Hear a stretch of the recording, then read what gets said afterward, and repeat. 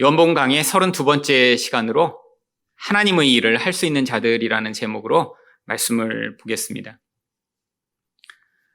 여러분이 만일 어떤 일을 하고 있는데 그 분야에서 최고의 전문가와 함께 일을 할 수 있게 된다면 여러분은 어떻게 하시겠습니까? 아마 모든 사람이 어떤 일을 하는데 그 분야의 최고의 전문가와 함께만 할 수 있다면 아마 선뜻 그 일을 함께 하고자 할 것입니다. 왜 그럴까요? 첫 번째로 바로 그렇게 최고의 전문가와 어떤 일을 하게 된다면 자기 위상이 올라가기 때문이죠. 자기는 별로 그렇게 알려지지 않은 사람이지만 그 분야의 최고의 사람이 나를 선택해 함께 그 일을 하게 되었다라고 하는 것 자체가 바로 그 사람의 위상을 그 전문가와 같은 수준으로 올려줄 수 있기 때문이죠. 그런데 또한 더 중요한 이유가 있습니다. 바로 배움의 마음과 이런 눈썰미만 있는 사람이라면 아마 이렇게 탁월한 어떤 사람과 함께하는 그 일을 통해 엄청나게 성장할 수 있기 때문이죠. 평소에 아무리 열심을 부리고 혼자서 잘하려고 해도 잘 되지 않던 일도 바로 이 전문가의 그런 도움과 또한 함께함을 통해 성장할 수 있는 기회가 되는 것입니다. 그리고 어떤 결과가 나오게 되면 바로 그 전문가의 솜씨로 말미암아 그 부족함이나 또 연약함은 가려지게 돼서 완성도가 훨씬 높아지게 되죠.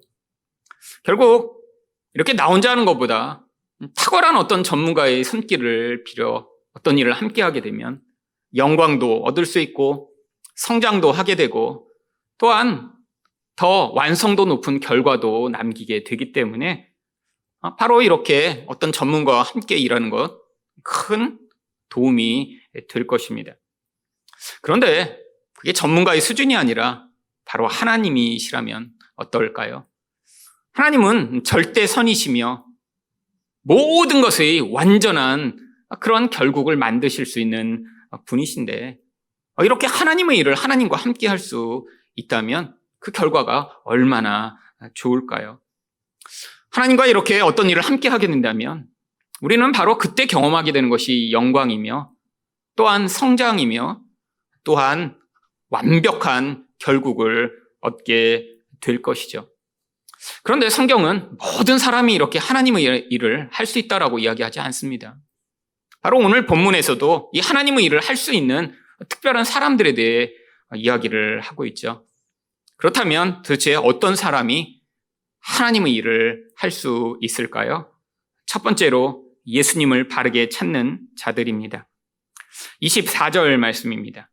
무리가 거기에 예수도 안 계시고 제자들도 없음을 보고 곧 배들을 타고 예수를 찾으러 가버나움으로 가서. 오늘 본문은 이전에 있었던 오병이어의 기적과 또한 예수님이 이 갈릴리 바닷가에서 폭풍 가운데 있던 제자들을 구원해 주신 그 사건 바로 뒤에 연결되어 있는 본문입니다. 지금 예수님은 이 오병이어의 기적 사건 이후에 홀로 산으로 가셨다가 바다에서 고통당하고 있는 제자들에게 오셔서 그들을 구원해 주셨죠. 그런데 이 사람들이 이렇게 예수님과 제자들이 자기들이 있는 곳에서 먼저 가버리자 바다를 건너 그 예수님을 찾아 가버나움이라고 하는 곳까지 왔습니다. 오병이어의 기적이 있었던 곳은 이 가버나움이라고 하는 이 갈릴리 가장 큰 도시에서 한참 떨어진 반대편 그런 광야에 있었던 곳이거든요. 예수님이 사라지시자 예수님이 다시 도시로 돌아가셨나 보다 해서 바다를 건너 그들이 예수님을 찾아 먼 곳까지 온 것입니다. 참 열심이 있는 사람이죠. 예수님을 만나고자 하는 이런 열심, 바다를 건너고 산을 건너서 어떻게든 예수님을 찾아오고자 하는 이런 사람들. 그리고 이들이 예수님을 찾아 25절과 같이 이야기를 합니다. 바다 건너편에서 만나 랍비여 언제 여기 오셨나이까 하니. 아니 예수님에게 아주 극도의 관심을 가지고 있어요. 이들이 이곳까지 온 이유는 예수님을 찾기 위해서였고 그리고 예수님이 이렇게 벌써 이곳에 오시자 예수님 언제 이렇게 오셨어요? 라고 예수님을 이렇게 반갑게 맞이합니다. 그런데 사실 예수님이 이곳에 오신 것은 그들로부터 떠나시고자 하신 것입니다. 바로 6장 15절에 뭐라고 이야기하나요? 그러므로 예수께서 그들이 와서 자기를 억지로 붙들어 임금으로 삼으려는 줄 아시고 다시 혼자 산으로 떠나가시니라. 여러분, 예수님이 지금 이들을 떠나신 이유가 이들과 깊은 관계를 맺고 싶지 않으셔서 떠나신 것입니다.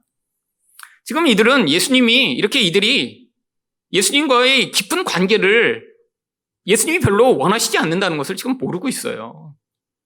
여러분, 예수님은 이들과 깊은 관계를 맺고 싶지 않고 이들은 예수님을 이렇게 따라다니면서까지 예수님을 꼭 붙들고 싶고, 여러분, 이렇게 일방적 관계를 보통 뭐라고 하나요?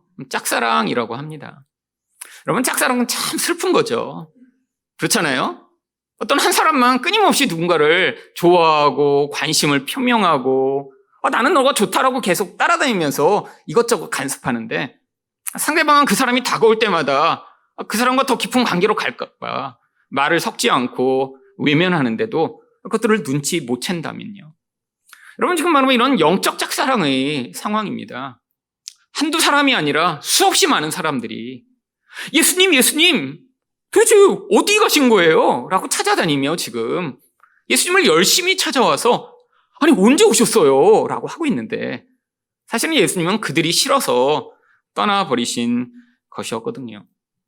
여러분, 많은 사람들이 예수님은 이렇게 아무나 다 예수님이 구원하시고자 찾아오셔서 그들을 어떻게든 은혜를 베푸셔서 그들을 구원하신다라고 생각하지만 성경에 의하면 그렇지 않습니다. 여러분, 예수님은 하나님이 택정하신 하나님의 백성에게만 관심을 기울이세요. 여러분, 모든 사람을 다 예수님이 구원하시고자 하는 것이 아닙니다. 물론 우리는 누가 구원받은 자이며 누가 하나님의 백성인지 알 수 없죠. 그런데 성경에 보면 이렇게 예수님에게 관심을 표명하고 쫓아다니는 많은 무리들이 있었는데 예수님은 그들과 깊은 관계를 맺으려고 하시지 않습니다. 여러분, 요한복음에만 해도 여러 차례 이러한 장면들이 나옵니다. 2장 23절과 24절만 보시더라도 6월절에 예수께서 예루살렘에 계시니 많은 사람이 그의 행하시는 표적을 보고 그 이름을 믿었으나 예수는 그의 몸을 그들에게 의탁하지 아니하셨으니. 여러분, 몸을 그들에게 의탁하지 아니하였다라고 하는 단어와 바로 앞절에 있는 그의 이름을 믿었다라고 하는 단어와 사실은 원래 같은 단어입니다. 그래서 번역하면 사람들은 예수님의 이름을 믿었지만 예수님은 그들을 믿지 않으셨다라고 직역할 수 있는 구절이죠. 이것도 짝사랑입니다. 여러분, 서로 믿어야 그 믿음의 관계 안에서 관계가 발전하죠. 여러분, 한 사람은 저 사람이 나를 사랑하는 것 같아 라고 믿었는데 다른 사람은 저 사람은 사기꾼이야 라고 믿는다면 이런 관계가 발전하지 않을 거 아니에요. 여러분, 예수님이 왜 이렇게 사람들이 자기를 믿었는데도 그들과 깊은 관계를 맺지 않으셨나요? 2장 24절 하반절과 25절을 보시면 이는 친히 모든 사람을 아시며 또 사람에 대하여 누구의 증언도 받으실 필요가 없었으니 이는 그가 친히 사람의 속에 있는 것을 아셨음이니라. 여러분, 사람들이 왜 이렇게 예수님을 따라오고 예수님에게 관심을 표명하고 있는지를 예수님이 다 알고 계셨기 때문이라고 하는 것입니다. 여러분, 우리에게는 이런 능력이 없는 게 너무 사실 감사하죠. 만약에 우리가 모든 사람의 마음을 다 알 수 있다, 아마 이 자리에 서로 앉아있기도 불편할지도 모릅니다. 겉에서는 목사님 안녕하세요 그러는데 속에는 이런 마음을 품고 있는데 제가 그걸 다 볼 수 있어요. 그러면 아마 저도 이 자리에 서지 못하겠죠. 여러분, 우리는 사람들에게 감추는 이 일에 아주 익숙합니다. 아이들은 잘 못 감춰요. 근데 어른들은요, 아니에요. 어른들은 잘 감추죠. 여러분, 그런데 사람과 관계를 맺을 때 사실은 뭐가 제일 문제인가요?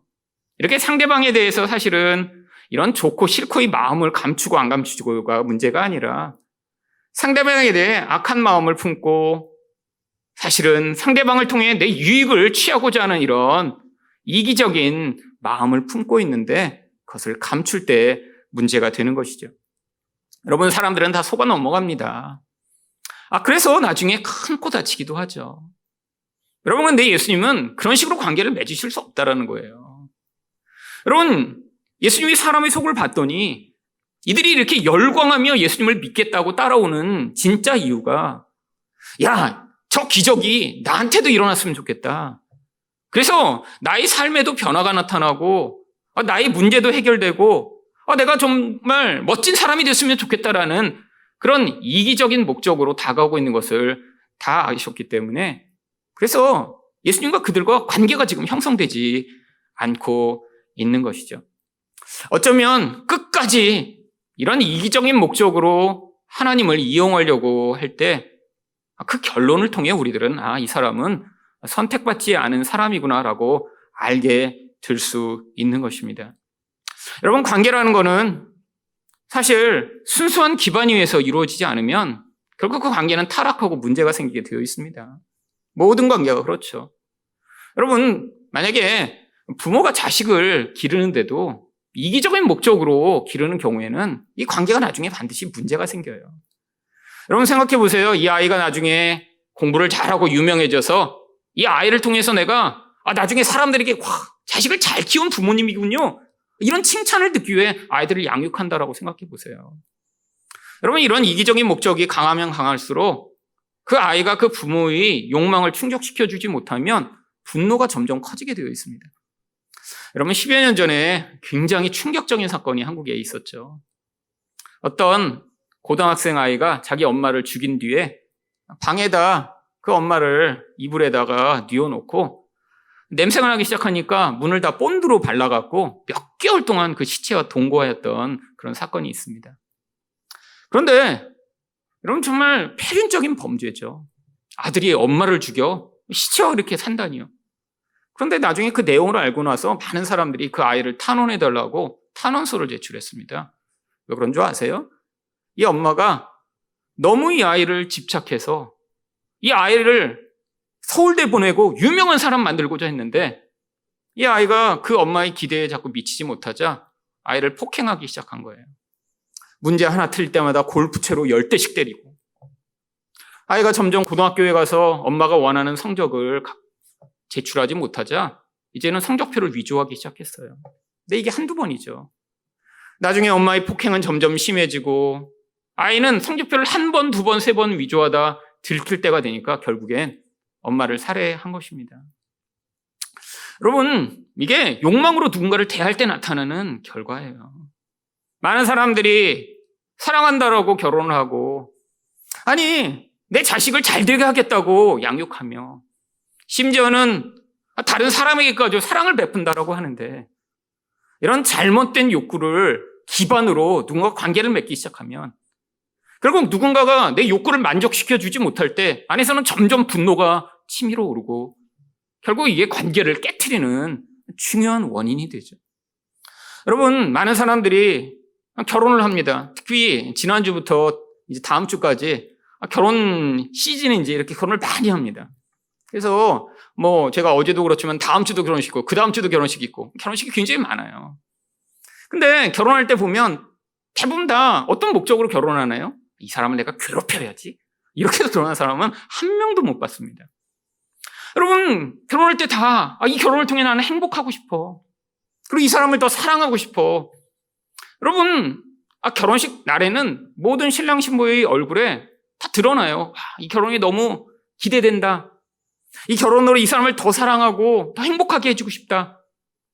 여러분, 그런데 그게 결혼해서 시간이 지나면서 변질되기 시작합니다. 왜요? 인간이란 본질 안에 있는 자기 욕구, 내 중심의 자기 욕망을 만족시키고 싶은 이 욕구가 사실은 스스로의 힘으로는 벗어날 수 없기 때문이죠.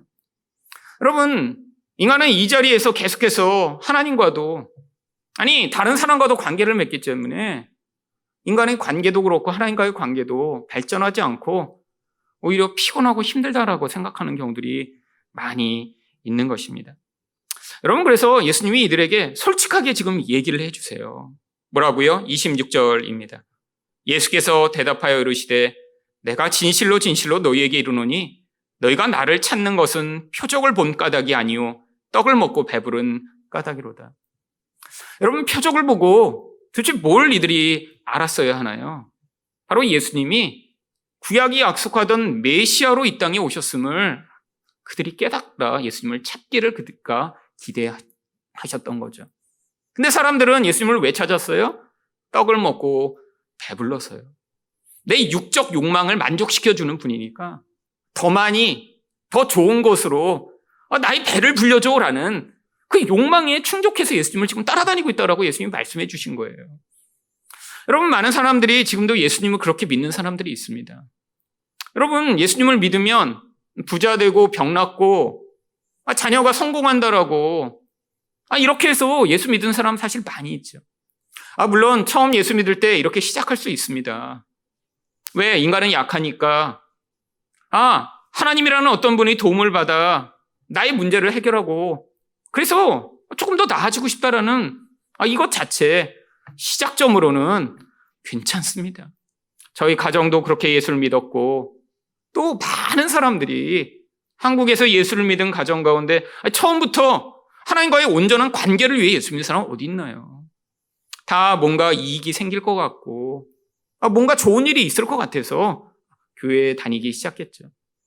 그런데 10년을 다녀도 20년을 다녀도 여전히 하나님은 내가 필요한 것을 채워주는 그런 물주에 불과한 하나님으로 여기고 있다면 지금 심각한 것입니다.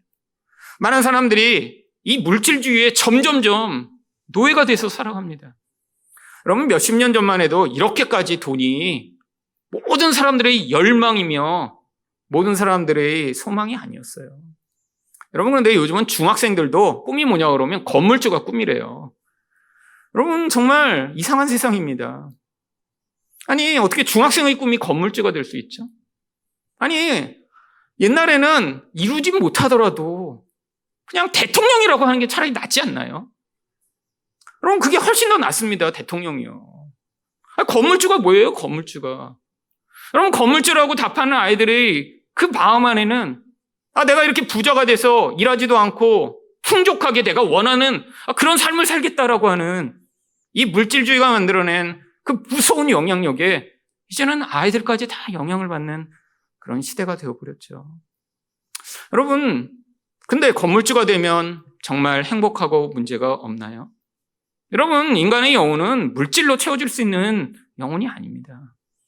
여러분, 그렇다면 부자들은 걱정도 없고 불만도 없고 행복하게 다 살아야죠. 여러분, 서울 시내도 가장 비싼 아파트가 사실은 이 교육과 관련된 이 교회 옆에 있는 아파트와 또 한강 주변에 있는 아파트가 사실 제일 비싸죠. 근데 한강 주변에 있는 아파트는 정말 아주 많이 비쌉니다. 한강이 보인다? 그러면 정말 상상을 초월하죠. 여러분, 그런데 서울에서 가장 많은 우울증 환자가 있는 곳이 한강이 보이는 아파트에 사는 사람들입니다. 거기는 기본 일반 아파트보다 3배, 4배씩 비싼 그런 아파트에 사니까 남들이 볼 때 부자죠. 근데 거기에 가장 많은 우울증 환자가 있다는 거예요. 왜 그럴까요? 물질이 풍요를 가져오고 물질이 그런 외적인 만족은 가져올 수 있지만 인간은 그 물질로 온전히 행복해질 수 없기 때문이죠. 여러분, 예수님에게 우리에게 진정한 만족과 기쁨을 주시기 위해 오셔서 하시고자 하는 일이 그래서 바로 무엇인가요? 마태복음 1장 21절을 보시면 아들을 낳으리니 이름을 예수라 하라. 이는 그가 자기 백성을 그들이 죄에서 구원할 자이심이라 하니라. 여러분, 죄에서 벗어나지 못하면 아무리 성공하고 아무리 멋진 삶을 살아도 인간 영혼 안에 그 공허감이 우리를 끝없는 나락으로 끌고 가게 되어 있습니다. 여러분, 이 죄라는 것이 무엇이죠? 바로 하나님의 생명이 우리 안에 없어서 영적 공허감으로 말미암아 끊임없는 욕망으로 하나님과 이웃과의 모든 관계가 파괴된 채로 살아가는 그 본질을 죄라고 이야기하니까요. 여러분, 죄 때문에 우리는 아무리 많이 먹어도 배고프고 아무리 많이 가져도 가난한 것 같은 이 끄지없는 욕망에 시달리게 되고요. 죄 때문에 우리는 공허하여 계속해서 두려워 나만을 위한 성을 쌓고 살고자 하는 이런 안정에 집착하는 인생이 되어버렸죠. 예수님이 주실 수 있는 건 이런 물질이 아니라는 거예요. 여러분, 예수 믿어도 가난할 수 있고 예수 믿어도 아플 수 있습니다. 예수 믿어도 부자일 수도 있고 예수 믿어도 건강할 수 있죠. 무엇을 의미하나요? 예수 믿는 것과 이런 외적 환경과 조건이 별로 관계가 없다라고 하는 것입니다. 그러면 예수 믿는 것이라는 건요, 바로 이 죄라고 하는 진짜 공허와 진짜 우리를 불행하게 만드는 이 근원이 우리 안에서 제거돼 나가며 하나님이 주시는 그 생명이 우리 안에 들어와 그 생명의 경험을 하게 되므로 우리 안에서 진짜 예수님이 무엇을 주시고 우리 인생이 어떻게 변화되어 가는지를 경험하게 되는 거죠. 여러분, 진정한 행복은 진정한 관계에서 나옵니다. 여러분, 관계가 행복하면 사실은 우리는 행복감을 느끼게 돼 있어요. 여러분, 힘든데 간다고 무조건 힘든가요? 여러분, 힘든데 내가 사랑하는 사람들과 가 있으면 별로 안 힘듭니다. 그렇잖아요. 힘든 그런 산을 걸어가는데 혼자 거기 네 산에 올라갔다 내려와 그러면 막 울고 불고 안 하겠다고 하지만 내가 진짜 좋아하는 사람들이랑 얘기하면서 갔다 오라고 그러면 쉽게 갔다 올 수 있는 거예요. 여러분, 만약에 저기 뭐 바닷가에 가서 일주일 동안 쓰레기 치우고 오라고 혼자 보내면 아마 대부분 여기를 왜 보내? 이건 벌이죠, 벌. 근데 내가 사랑하고 좋아하는 사람들과 너무 행복한 관계 가운데 야, 같이 가서 이렇게 오염된데 우리 청소하고 오자. 그래갖고 같이 마음을 모아 갔다 온다면 그것은 휴가가 될 수 있습니다. 실제 그렇잖아요. 여러분, 서해안에서 기름이 유출됐을 때 많은 사람들이 휴가를 반납하고 가서 거기서 청소를 하고 그런 오염을 제거하는 일을 했습니다. 그 사람들이 왜 그랬을까요? 결국 누군가와 함께 의미 있는 일을 할 때 우리는 진정한 만족과 행복을 느끼기 때문이죠. 여러분, 가서 잠자리 불편했겠죠. 먹는 거 자기 좋아하는 거 못 먹었겠죠. 근데도 인간이라는 존재는 바로 온전한 관계 가운데 의미 있는 삶을 살아갈 때만 그때 진짜 참된 만족과 기쁨을 누리게 되어 있거든요. 그래서 예수님이 27절 상반절에서 뭐라고 이야기하시나요? 썩을 양식을 위하여 일하지 말고. 여러분, 점점점 사람들은 이 썩을 양식을 중요하게 여기게 되었습니다. 왠지 아세요? 이 썩을 양식이 너무 좋아 보여요. 여러분, 40년 전, 50년 전에는 썩을 양식이라고 해도 그게 정말 그렇게 좋은 게 없었어요. 여러분, 누군가 좋은 거 먹는다고 진짜 막 엄청 좋은 거 먹을 수 있었나요? 40, 50년 전에. 여러분, 그냥 배고프지 않을 정도 남보다 남들 이렇게 혼밥 먹는데 그냥 쌀밥 먹는 정도, 그게 그때는 아주 좋은 거였죠. 여러분, 요즘은 남과 훨씬 더 수준이 다른 수준에서 좋은 것들을 찾을 수 있습니다. 입는 것, 드는 것, 타는 것, 사는 것. 이제 그 수준이 너무너무 높아져 버렸어요. 그리고 은밀하게 소수만 누리는 게 아니라 그것들을 누리는 사람은 끊임없이 그것들을 드러내고 자랑합니다. 내가 뭐 탔는지, 내가 뭐 차고 있는지, 내가 뭐 먹는지까지 관심이 없어서 계속 보여주고 남들이 알도록 만들어요. 여러분, 인간은 어떤 존재인가요? 눈으로 보는 것에 아주 많이 영향을 받는 존재입니다. 옛날엔 몰랐을 걸 자꾸 보게 되니까 어떻게 됩니까? 그런 순간 욕망이 시작되죠. 옛날엔 그런 가방이 있는 거 몰랐을 때는 별로 갖고 싶지 않았어요. 근데 누군가 자꾸 인스타그램을 열 때마다 이 가방, 저 가방, 이 가방, 저 가방, 그 가방을 보다 보니까 예뻐 보여. 근데 예뻐서 나도 한번 갖고 싶었는데 뭐가 돼요? 항상 예쁘고 좋아 보이는 거는 바로 진입 장벽이 있습니다. 어떤 진입 장벽이요? 비싼 돈으로 소수만 쓸 수 있게 만들죠. 여러분, 이게 명품 업체들이 하는 일이에요.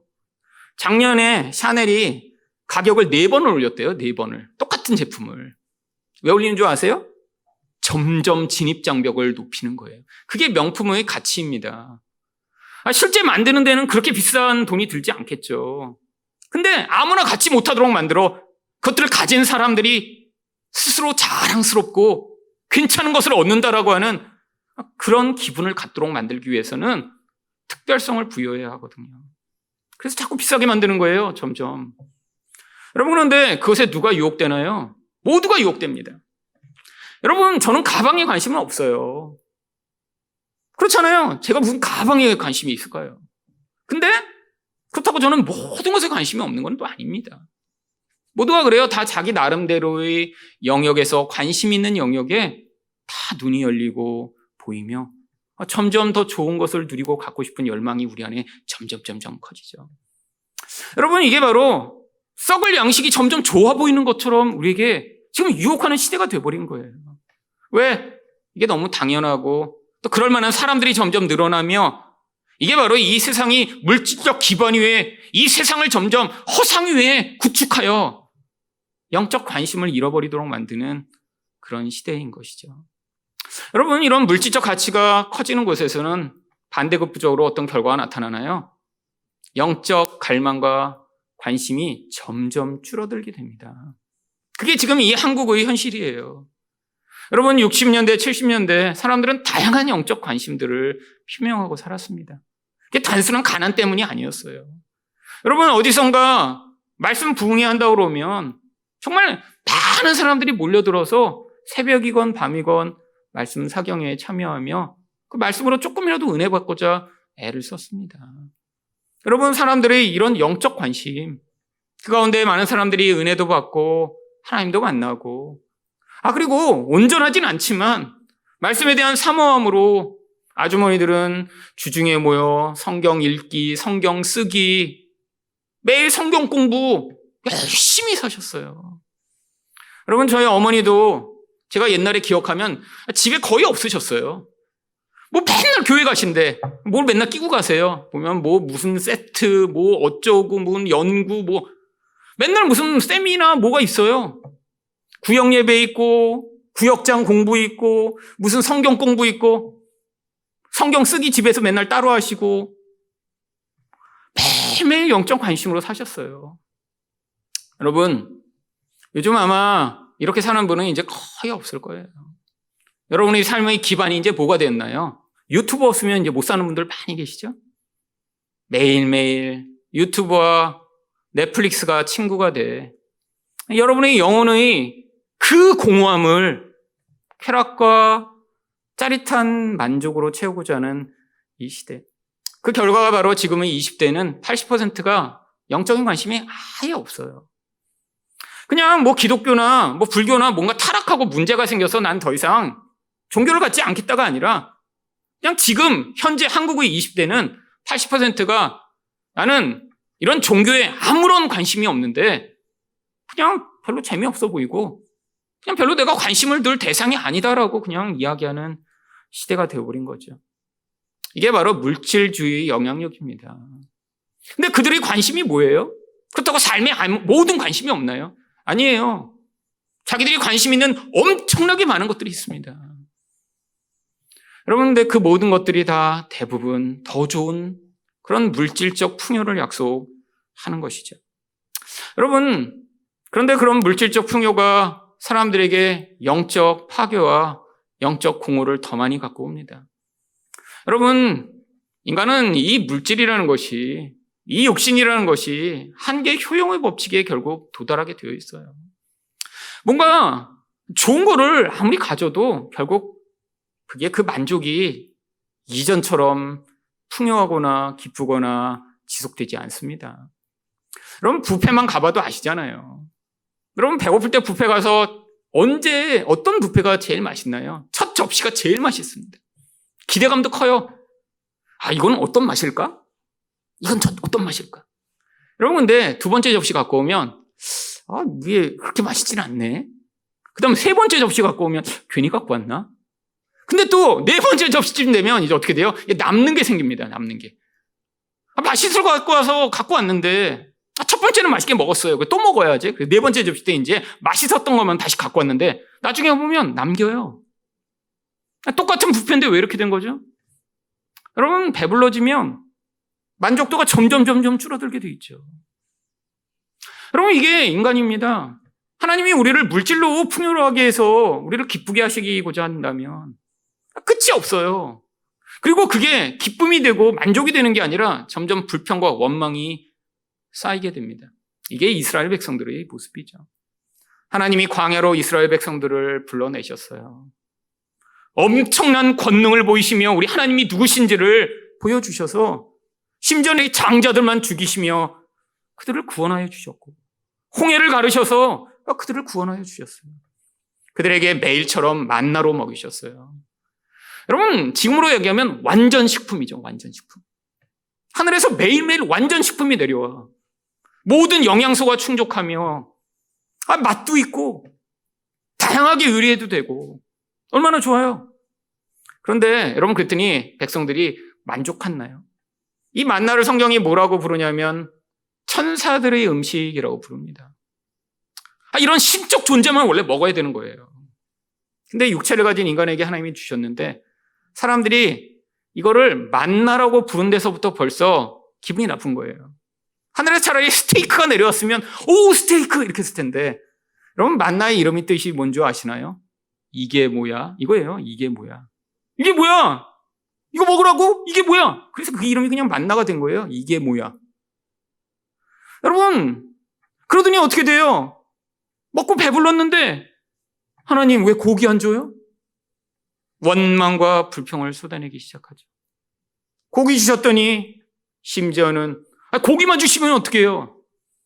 애굽에서 노예로 살았을 때 우리는 향신료를 풍성하게 먹었는데 그때 먹었던 부추, 마늘, 파 이거 왜 안 주세요? 여러분, 원망과 불평을 하며 애굽으로 돌아가겠다고 반역을 합니다. 여러분, 막 부추 안 먹으면 막 부추 먹고 싶어서 막 원망하고 막 불평을 하세요? 여러분, 근데 이스라엘 백성들이 이런 존재라는 거예요. 근데 그들과 우리가 또 닮았습니다. 하나님이 우리 인생 가운데 여러분, 물질을 전혀 안 주시고 뭐 영적인 것만 주시는 하나님 아니세요. 여러분, 제 인생 가운데도 하나님이 많은 물질들을 주셔서 사실은 제가 그렇게 저희 집이 망했고 정말 지독한 가난 속에 살았지만 여기까지 올 수 있었습니다. 하나님이 다 주셨어요. 정말 기적이었습니다. 우리 하나님이 정말 영적인 것만 주시는 분 아니에요. 물질을 주셨으니까 제가 8년 동안 유학하면서 여러분, 정말 기적과 같은 하나님이 보내신 그 물질로 유학을 잘 마치고 돌아올 수 있었죠. 빚 안 지고요. 기적입니다. 정말 기적이죠. 도대체 저도 이해가 안 가요. 그리고 오고 났더니 딱 끊겼어. 정말 만나예요. 그렇잖아요. 여러분, 하나님이 하신 거죠. 정말 제가 8년을 유학하는 동안 제가 그 유학을 시작할 때 하나님이 주시리라고 믿으니까 제가 사람한테 절대로 제 경제적 사정을 이야기하지 않겠습니다. 그리고 가서 유학을 시작했는데 하나님이 8년을 매년 똑같은 금액을 수백 명을 통해 보내주셔서 유학을 마쳤어요. 여러분, 이거 사람이 할 수 없는 일입니다. 근데 정말 더 신기한 건 매년 그렇게 들어온 돈이 정말 매년 똑같았다는 거예요. 여러분, 근데 하나님이 그 물질을 왜 주셨을까요? 물질보다 훨씬 더 중요한 영적 변화를 위한 도구로 주신 거죠. 물질만이 아닙니다. 우리 관계, 우리 삶, 우리 모든 것이 사실은 그 여정을 통해 우리가 죽지 아니하고 그 과정 가운데 하나님을 경험하며 성장해서 그런 욕망과 두려움에 매여 있는 이런 저질적인 존재로 살다 죽는 것이 아니라 하나님과의 더 성장하기를 원하시는 것이죠. 그래서 27절 하반절에 예수님이 뭐라고 말씀하시나요? 영생하도록 있는 양식을 위하여 하라. 이 양식은 인자가 너희에게 주리니 인자는 아버지 하나님께서 인치신 자니라. 여러분, 예수님을 통해 이 생명의 양식을 경험한 자들만 바로 이 하나님의 일에 동참할 수 있습니다. 여러분, 인생에서 여러분이 아무리 훌륭한 일을 하더라도 그거는 여러분으로부터 맞물리는 것이라면 진정한 의미를 가질 수 없어요.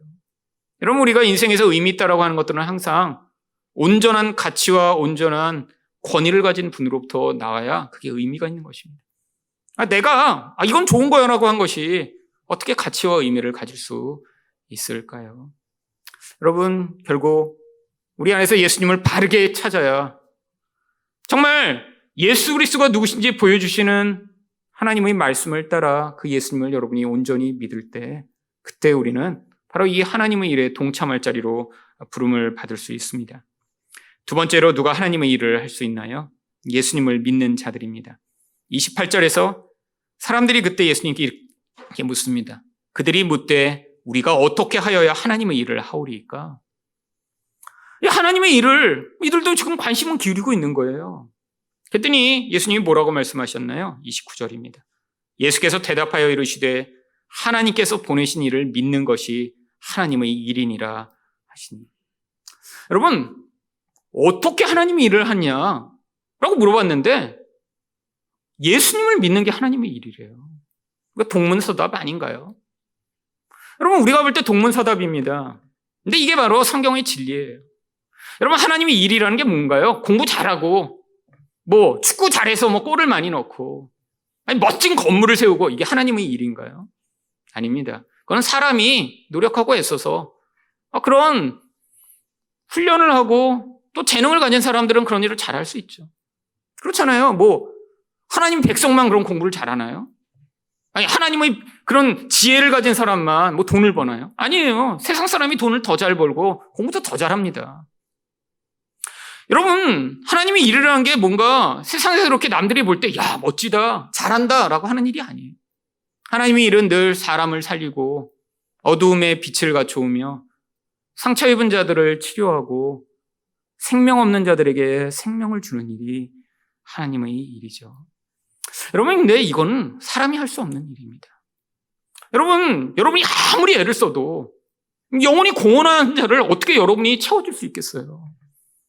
아니, 여러분이 정말 몸부림을 쳐도 마음이 상처 입어 갈갈이에 찢겨진 사람을 그 상처를 어떻게 싸매해 줄 수 있겠어요? 여러분이 모든 사랑을 다 쏟아부어도 사랑에 갈급해 계속해서 목마른 그 영혼을 어떻게 사랑으로 채울 수 있겠어요? 여러분이 아무리 결심하고 애를 써도 욕망과 죄에 매여 있는 사람을 벗어나게 할 수 없습니다. 여러분, 자기도 안 되는데 남을 할 수 있다고요? 여러분, 저도 평생 저희 욕망과 죄와 싸우고자 애쓰고 노력해봤지만 제가 얻은 결론은 내가 나를 이기는 건 불가능하구나. 여러분, 나도 못 이기는데 어떻게 남을 이기고 남을 도와줄 수 있겠어요? 하나님의 일이란 바로 이런 것입니다.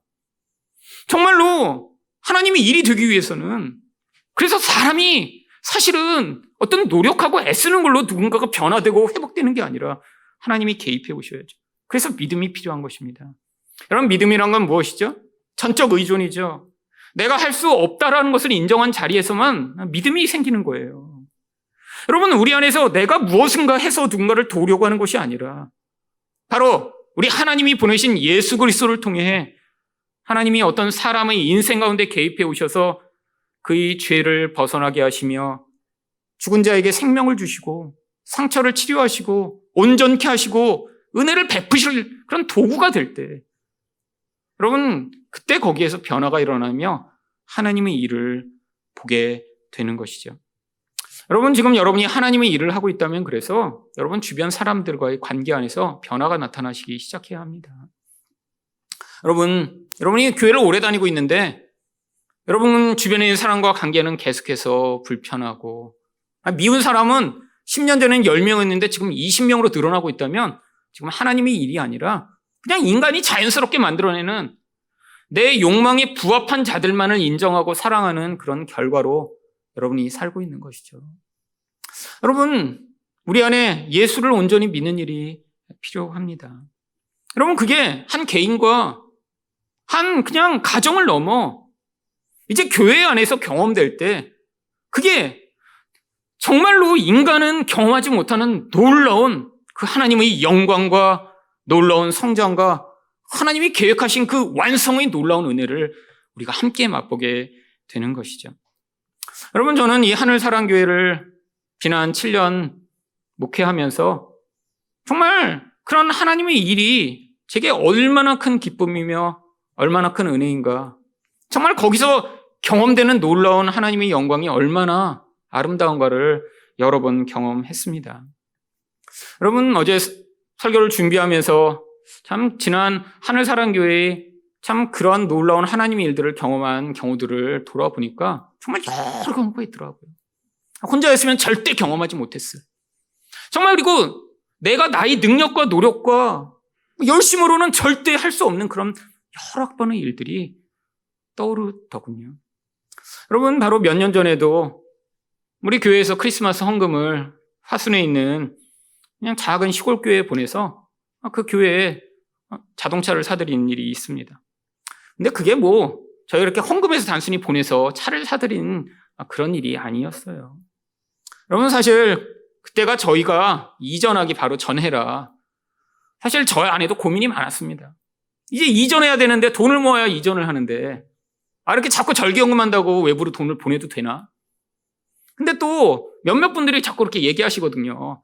이제 우리 이전해야 되니까 이전 준비 이렇게 좀 시드머니를 만들어야 이전하지 않겠느냐고. 저도 마음에 고민이고. 근데 또 마침 어디로 이렇게 보내서 도와야 되는지 결정하지 못했어요. 근데 이제 점점 시간은 다가오고, 그래서 마음으로 한편에 이런 마음도 있었습니다. 저도 사실 이렇게 돈 다 남주는 거 별로 좋아하지 않아요. 그렇잖아요. 나도 불안한데 우리 교회도 어떻게 될지 모르는데 왜 자꾸 이렇게 보내? 근데 또 하나님이 하라고 하셔서 그 기쁨을 경험해서 그냥 하는데 마음에 두 가지 마음이 있었습니다. 이렇게 끝까지 안정해지면 그냥 요번부터 하지 말자. 이런 마음이 마음에 이렇게 드는 거예요. 근데 이제 거의 시간이 됐을 때 어느 교회에 이제 결혼식 때문에 제가 갔습니다. 시간이 남아서 이렇게 교회 벽을 보고 있는데 그 교회에서 이렇게 시골 농촌 봉사활동을 하며 찍었던 사진을 이렇게 붙여놨더라고요. 근데 그 사진을 보고 있는데 갑자기 이 화순에 있는 그 교회가 생각이 나는 거예요. 근데 그 교회 목사님도 모르고 그 교회를 제가 가본 적도 없고 그 교회의 목사님의 딸이 저희 교회에 다녀서 그 목사님이 저한테 전화만 하셔서 제 핸드폰에 그 목사님을 화순교회 아무개 목사님, 아무개의 아버지 이렇게 저장만 되어 있는 분이셨어요. 그러니까 한번 통화만 한 거죠, 그냥. 근데 갑자기 사진 보는데 그분 얼굴이 제 안에 이렇게 떠오르는 거예요. 참 신기한 일이죠. 얼굴도 알지 못하고 그러는데, 그러니까 그분 목소리와 함께 그 교회가 떠올라서 제가 혹시? 그래갖고 제가 그분한테 전화를 드렸습니다. 근데 바로 정말 그게 하나님의 개입이며 인도하심이었죠. 여러분, 그 목사님 부부가 한 달 전에 차가 고장나서 폐차를 한 뒤에 한 달 동안 아침 금식을 하며 기도하고 계셨던 거예요.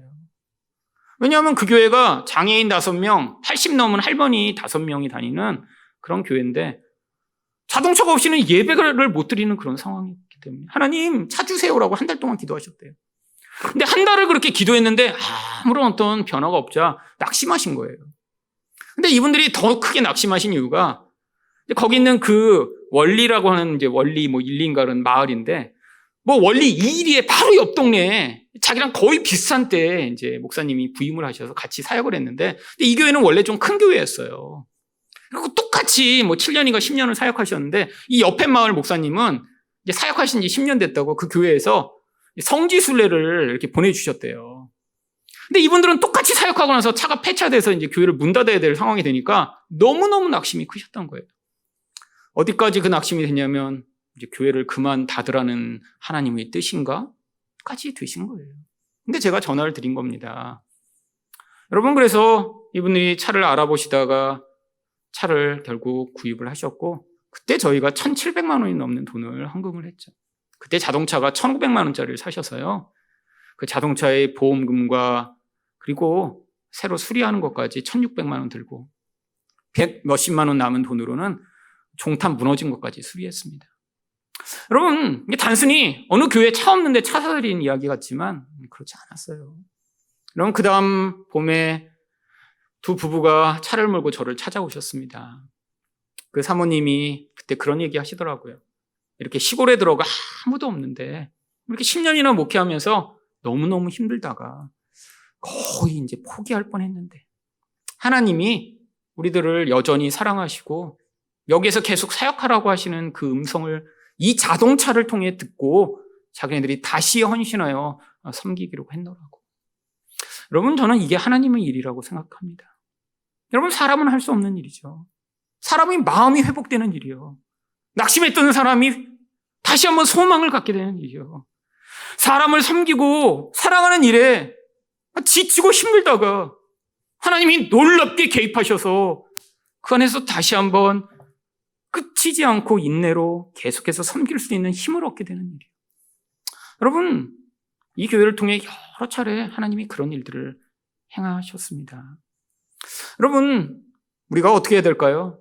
더 예수님을 믿고 바로 우리를 위해 존재하는 교회가 아니라 바로 이 교회를 넘어 하나님이 이 교회를 통해 일하실 일들을 기대하며 우리가 같이 함께 그런 복음 위에 서나갈 때 하나님이 하늘사랑교회를 통해 더 놀라운 하나님의 일들을 계속해서 행하실 것들을 기대합니다. 여러분, 지난 7년간 여러분과 함께하여 이런 놀라운 하나님의 일들을 여러 번 함께 경험한 것이 사실 이 목회하면서 가장 기쁜 일이었고 또 앞으로도 가장 기대되는 일입니다.